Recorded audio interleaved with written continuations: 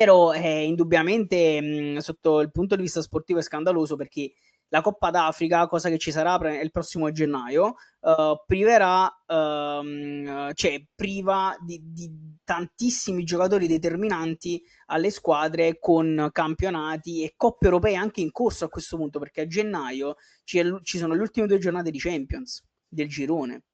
Cioè, Sì, certo.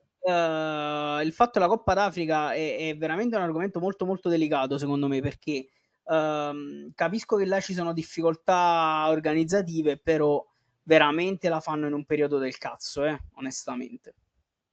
Ma non penso che la cosa cambierà. Ma io però lo metto allo stesso livello delle soste delle nazionali durante i campionati. Assolutamente. Cioè, alla fine, Perdonami, con l'unica differenza che quando ci sono le soste per le nazionali si ferma tutto, mentre quando c'è la Coppa d'Africa non si ferma nulla, cioè c'è solo la Coppa d'Africa, cioè, capito? Le competizioni continuano ad andare avanti.